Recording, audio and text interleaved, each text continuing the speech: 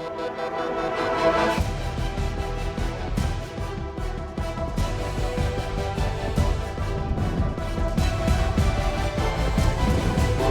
Voice, आपकी सोच, आपकी आवाज। माननीय जनप्रतिनिधिगण चर्चा करते हैं। देश के अंदर वह एक नजीर के रूप में देखी जाती है।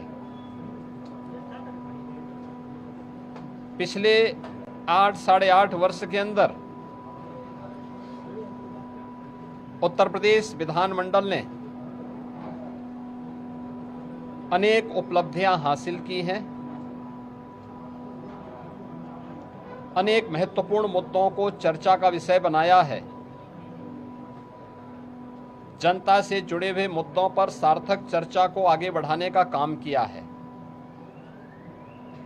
और इस बार का सत्र भी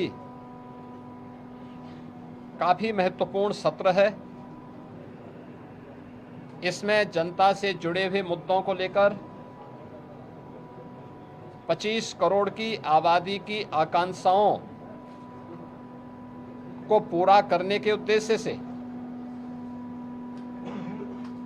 विधायिका की भूमिका किस रूप में आगे बढ़ती है, इन सब पर बहुत महत्वपूर्ण एजेंडे के साथ हम लोग इस सत्र में यहाँ पर मानसून सत्र में यहाँ पर उपस्थित हुए हैं।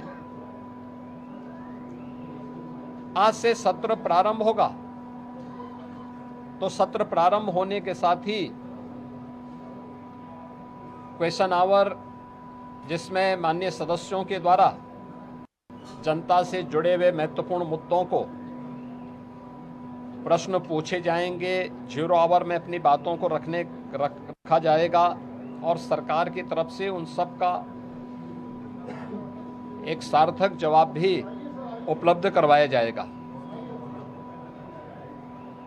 इसके साथ ही अन्य महत्वपूर्ण मुद्दों पर मानसून सत्र है, तो स्वाभाविक रूप से बाढ़ से वे मुद्दे भी उठ सकते हैं।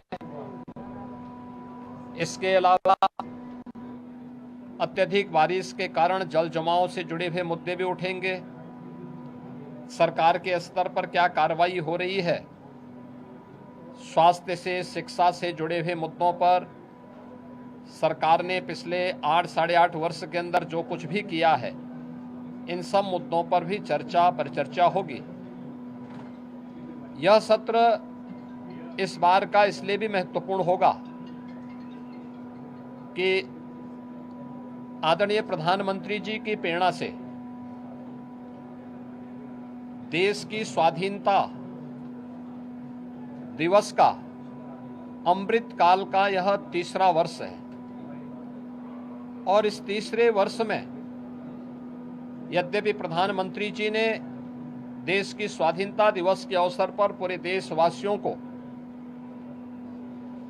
विकसित भारत के साथ जुड़ने का आह्वान किया था। विकसित भारत, विकसित उत्तर प्रदेश, आत्मनिर्भर भारत, आत्मनिर्भर उत्तर प्रदेश। विकसित उत्तर प्रदेश और आत्मनिर्भर उत्तर प्रदेश के लिए सरकार का और उत्तर प्रदेश वासियों का विजन क्या है, पहली बार देश के किसी सदन में इस मुद्दे पर चर्चा होगी।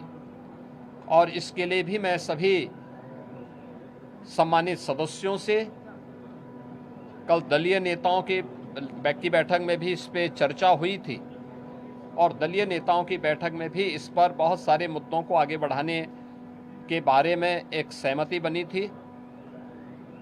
13 और 14 अगस्त को लगातार 24 घंटे तक उत्तर प्रदेश विधानमंडल में इस पे चर्चा होनी है।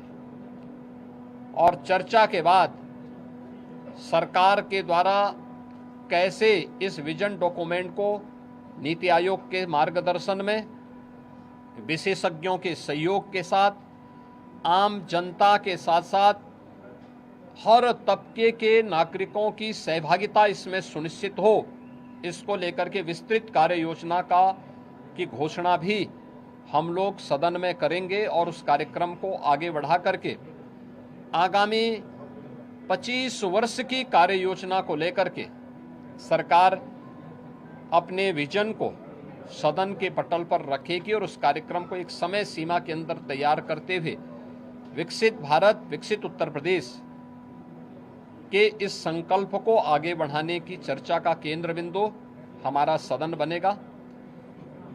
मेरी अपील होगी कि सरकार ने पिछले 8-8 वर्ष के अंदर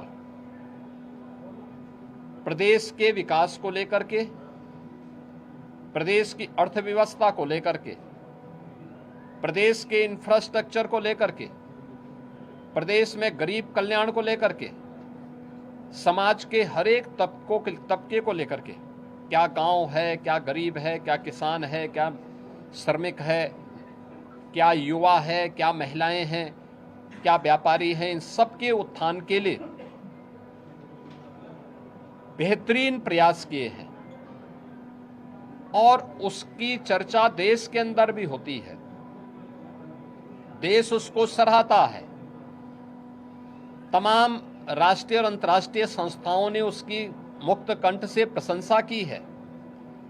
उत्तर प्रदेश के परसेप्शन में जमीन आसमान का अंतर आया है, लेकिन उस सब के बावजूद हम स्वागत करेंगे उन सभी प्रस्तावों का जो सदन में चर्चा के लिए आएंगे, जनता से जुड़े हुए होंगे, उत्तर प्रदेश के विकास से जुड़े हुए होंगे, उत्तर प्रदेश के युवाओं से जुड़े होंगे।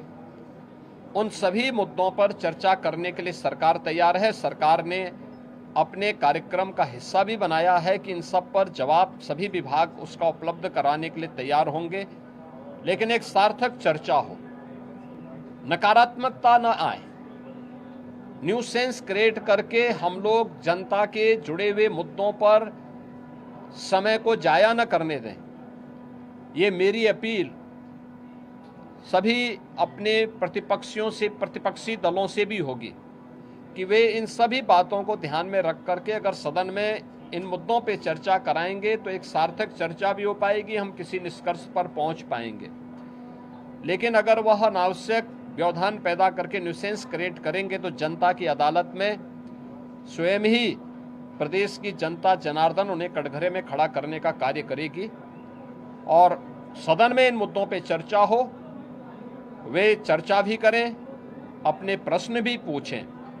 मुद्दों पर आधारित किसी भी चर्चा का जवाब देने के लिए और उस बहस को सार्थक स्तर तक पहुंचाने के लिए सरकार का पूरा सहयोग प्राप्त होगा। सरकार इसमें पूरी तरह तैयार है।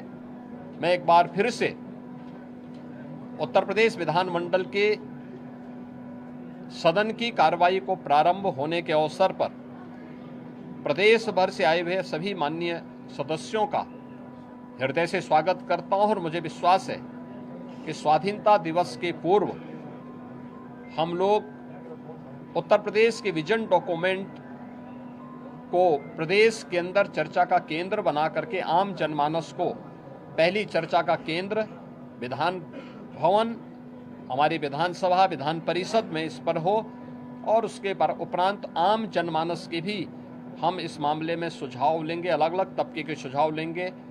फिर इसको लेकर के हम लोग उन सुझावों को कलेक्ट करने के साथ ही उत्तर प्रदेश को एक व्यापक कार्य योजना देने में सफल होंगे। वो विजन डॉक्यूमेंट के रूप में विशेषज्ञों के साथ मिलकर के आगे बढ़ेगा और जब भारत 2047 में विकसित होगा तो उत्तर प्रदेश भी विकसित भारत की यात्रा में विकसित उत्तर प्रदेश बनकर के तैयार हो। इस विश्वास के साथ यह चर्चा का केंद्र बिंदु हमारा सदन बन सके। सभी सम्मानित सदस्यों से मेरी अपील होगी, इस पूरे कार्यक्रम में भाग लेने वाले सभी सम्मानित सदस्यों को मेरी शुभकामनाएं हैं। धन्यवाद। अखिलेश यादव ने 24 घंटे सदन चलाने को लेकर कहा है कि पागलपन है। देखिए, ये विकास के प्रति सरकार और भारतीय जनता पार्टी की प्रतिबद्धता है। स्वाभाविक रूप से उनके एजेंडे में विकास नहीं है। सस्टेनेबल डेवलपमेंट गोल्स पे जो गरीबों से जुड़े हुए मुद्दे थे, उत्तर प्रदेश की बेहतर शिक्षा को लेकर, बेहतर स्वास्थ्य सुविधा को लेकर, कृषि विकास की दर को बढ़ाने को लेकर, स्किल डेवलपमेंट को लेकर, रोजगार को लेकर के जब हमने 36 घंटे तक सदन चलाया था, तब भी समाजवादी पार्टी ने सदन का वॉकआउट किया था। तो ये लोग, विकास इनके एजेंडे में नहीं है, इसलिए वे लोग इस प्रकार की सिर पैर की बातें बोल करके ऐसे संसदीय शब्दों का प्रयोग करते हैं जिसके लिए वे पहले से ही कुख्यात हैं।